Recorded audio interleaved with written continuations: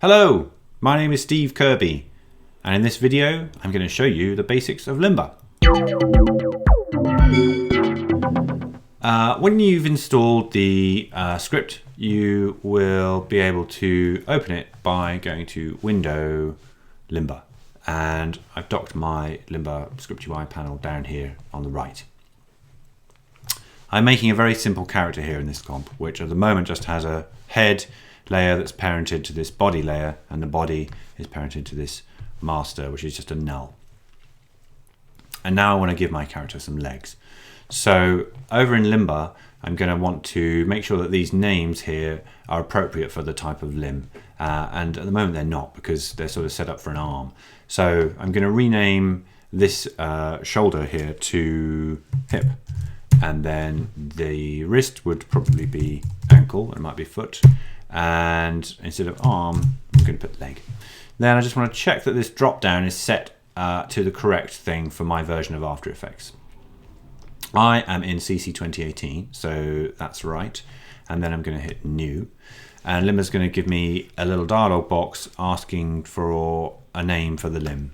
And that's really a sort of prefix. So if you were going to have several characters in your comp, you might want to sort of differentiate them here. But it also is where you would differentiate between the limbs in the same character. So I've only got one character here, but I think he's probably going to end up with a front leg and a back leg. So I'm going to leave this set to front for the time being and click OK. So Limba generates a new limb for me. And what a limb is really made up of is this layer that we have currently selected, which is the sort of rendering limb layer itself. It's a shape layer, and you can see that that sort of shape is made up of 3 circles of different sizes that are connected smoothly around their sort of outlines.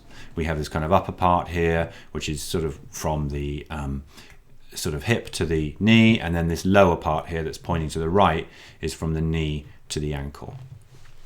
Obviously that's in completely the wrong place at the moment, and that's dictated by where my controllers are. They're just going to be in the middle of the comp when it creates a new limb. So the controllers are these other 2 layers that are blue by default, and they're guide layers so that they don't render when you render your comp.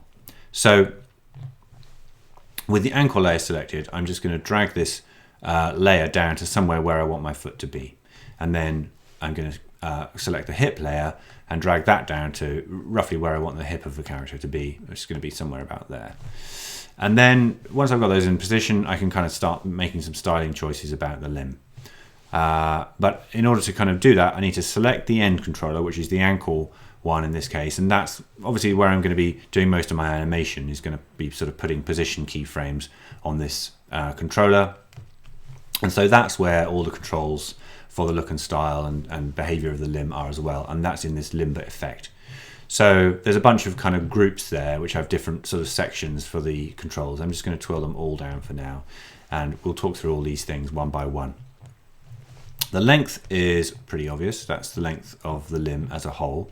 The start size, middle size, and end size are the diameters of those 3 circles we talked about earlier. So I want to give this guy quite sort of chunky legs. So I'm going to set this start size quite high. Something like that. Then the middle size is kind of okay, maybe a bit bigger like that. And then maybe I want my end size a bit sort of dinky and small to give him some really kind of stylized legs. I think I need to move that hip up a bit just so that it sort of smoothly connects to the body a bit better like that. Then the middle ratio is the position of the kind of break in the leg, like along its length. So it's 55% by default. I can dial that all the way up to 70%, like that, which would give me a very sort of long calf, or it's a very long thigh, sorry, or all the way down like that, and then I'm going to get a very long calf. But you probably don't want values, too far away from 50% much of the time. So I think I'll actually just leave that on 55. The square end control is just going to kind of cut the sort of last circle, if you like, sort of almost in half. So I'll turn that on. You see that his leg now has kind of a square sort of crop at the bottom. And then the size scale control here is going to scale the limb as a whole proportionally. If I uncheck this, then it will just do the 3 circle sizes. You can see them kind of getting bigger and smaller as a whole. So it works as a kind of modifier. So if I put that on 50%, then the sizes of those 3 circles are going to be 50% of what I've stated up here.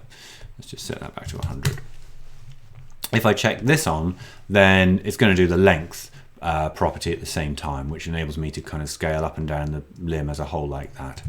And that can be useful just for sort of making styling changes, but it's also useful if you want your character to kind of get nearer or further away from the camera, if you want to sort of scale the character up as a whole. In that situation, you have to make sure that your parenting chain is all set up such that the end controllers are also part of it. So in this character, I'm going to parent my hip to the body, but I'm not going to leave the end controller unparented, the ankle here. I'm going to parent that to the master null, which is kind of the top of my rig's parenting chain. I'm not going to parent the leg itself. That should never be parented to anything. But now that I've set up that chain correctly, I can put a keyframe on my master null scale. So from 100 here to say something like 150. And obviously the limb here isn't getting any longer and isn't getting any bigger, because we would control that change in that property that we were just talking about. So let's come back down to where our master null is 100%, set our size scale to 100%. I'll just reveal that in the timeline. Then when I come over here to where we've scaled up the character 150%, if I also scale up the size scale 150%, you can see that now everything is scaling proportionally. So that's how we would scale up the character or down if we wanted to keep everything 2D, but give the illusion of the sort of character getting bigger or smaller. Just going to turn those off. The colors are sort of set with these 2 splits controls, and then you have 3 color boxes here. So you can see that at the moment we have the blue color, and then the lower part is this brown color. And the bit we can see that's brown is 70% of the lower limb, which is what's dictated by this slider here. So if I pull that all the way up to 100%, it's all going to be blue. And if I go all the way down to 0, the whole lower limb is going to be brown like that.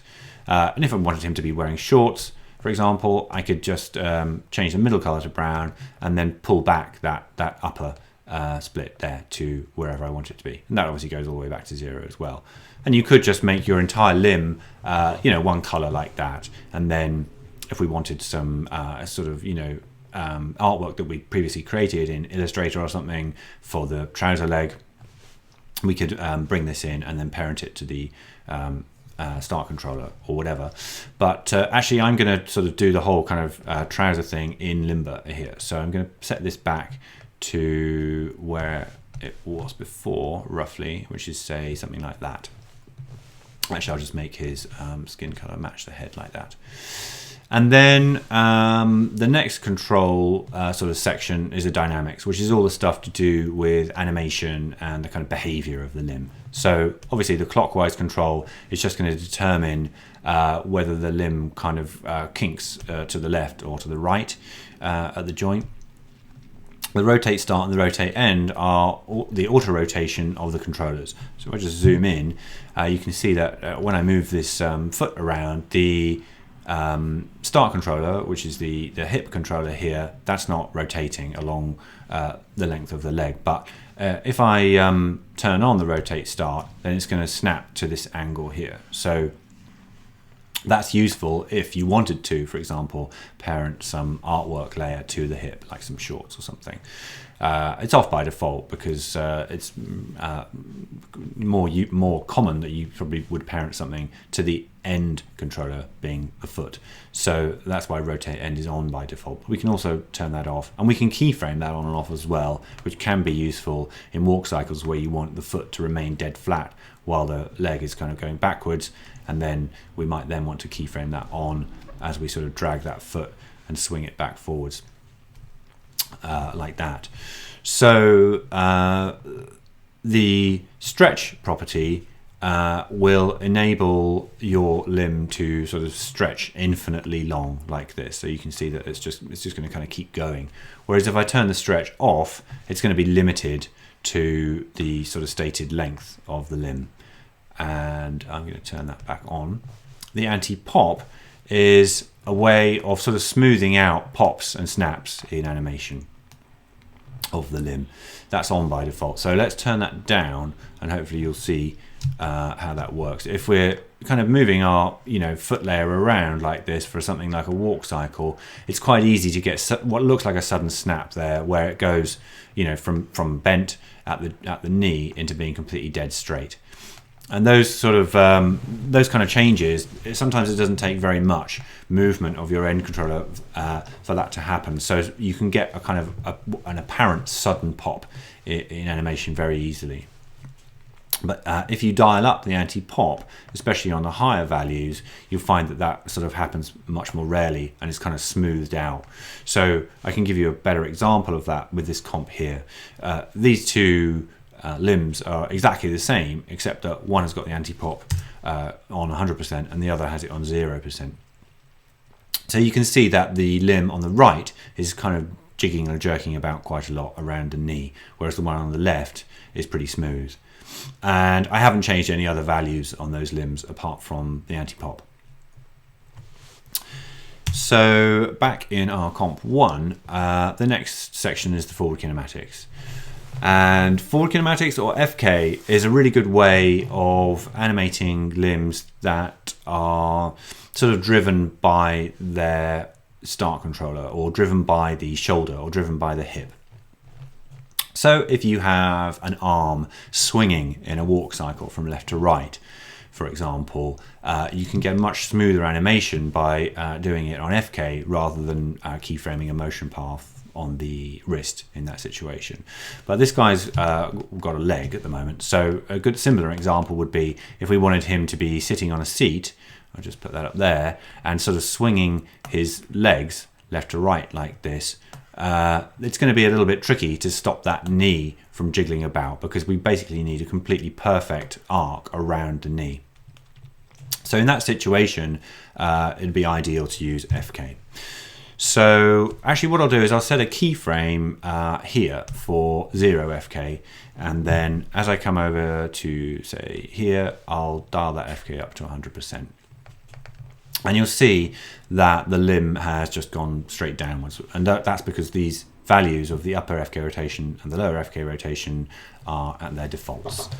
So let's turn that upper FK rotation up a bit so that his leg goes like that, and then the lower FK rotation down a bit so that I can make that look like I was talking about.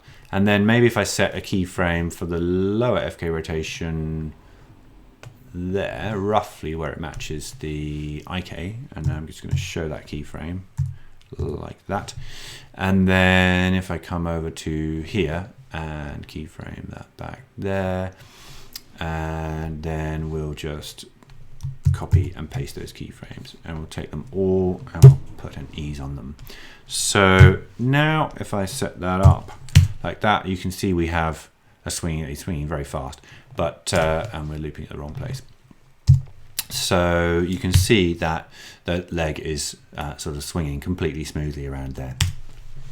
But what you've probably also noticed is that the controller is nowhere near the end of the leg when it's over here anymore. So that's because the end controllers are really just IK end controllers, and they don't sort of work as a point to parent your layers to when you're on FK.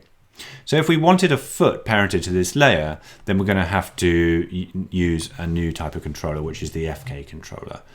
So over in the panel, I'm going to click this Add FK button. Actually, I need one of my layers selected. So I'm going to hit that, and it's going to give me a new controller, which you can't see at the moment because when we're on full IK, which we are here, then the FK controller is going to be at the same position as the normal end controller. So now I could take my foot layer and reparent it to this FK layer, and then as we come over here to the IK, you'll see that the controller follows the position. Sorry, as we come over to FK, you'll see that the FK controller follows the correct position at the end of the limb. So our foot would be in the right place. And the nice thing about Limba's FK controls is that they have this ability to blend between 0 FK and 100% FK. You're not restricted to simply turning it on and off.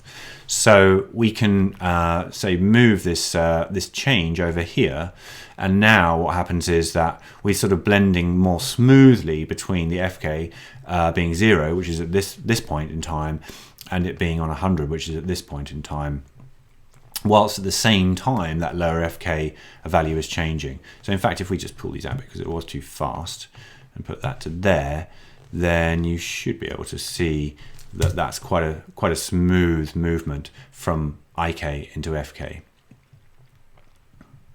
like that. If we've made one limb like this and we wanted to have another copy of it, I'm just going to sort of position this down here where it makes more sense and take these keyframes off. Then there is this duplicate button here. So with any of the limb layers selected, I can hit dupe, put another sort of prefix in. So in this case, that would be back. And the script's going to generate a duplicate copy of that limb. So now I've got a back ankle and a back hip and so on. And I can take my back ankle and position it differently, and the other limb will sort of obviously follow on. Just going to move that hip backwards a little bit as well. So it would make sense if we put the back leg behind the body, although we can't really see any difference just yet. So let's say that I wanted to carry on making some changes now, now that I can see both limbs. So my back ankle selected here, twirl these down again, and I'm going to make some changes to the color of my character. In fact, I don't think I like this blue, so I'm going to make him a kind of pinky color, and then I'm going to want to sample that so that the leg matches the color. Also, I think I'm going to make this end size bigger so that those feet aren't quite so sort of tapered like that. And now I want to sort of replicate all those changes that I've just made on the other limb. So the way to do that is to use the copy and paste buttons in the limb bars panel here. So with any of the limb layers selected from the one I'm copying, I can hit copy. Then I can come over to any of the ones on the other set and click paste. And Limbo is going to find the correct limb layer and apply all of those changes to it. For the next section of this video, I just want to show you something with the character fully rigged up with another 2 limbs for the arms. So I'm just going to fast forward through doing that rather than make you sit and watch me rig up another 2 limbs. Okay, now if I take my body layer and I sort of drag it around in the comp, you can see that it's a bit sluggish to kind of update. And if I sort of move faster and wider here, you can see there's a real kind of lag. And that's because I am using quite an old computer here. This is a 2012 MacBook Pro. And it doesn't really like dealing with the sheer number of expressions that is in all of these limb layers. So if you've got a kind of older machine like that, what you can do in a situation where you've got lots and lots of limbs in one comp is you can swap them out for bones, which preview much faster. So I'm going to select Command A, select all the layers in my comp. Then over here, I'm going to select bone in the type, and I'm going to swap all of the limbs for bones by hitting swap. And you can see that what that's done is replaced all of my limbs with these simple sort of yellow stroke-based limbs. And now if I select the body and move it around, you can see it's much more responsive, and I'm not getting anything like the kind of lag that I had before.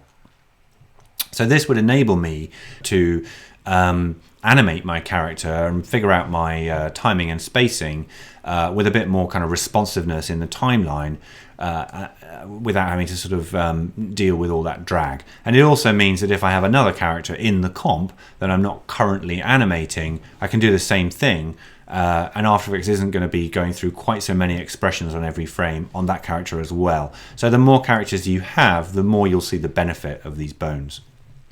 And once we're done with bones, we can select all, come back to the panel and select the type that we want, 2018 in this case, and hit swap again.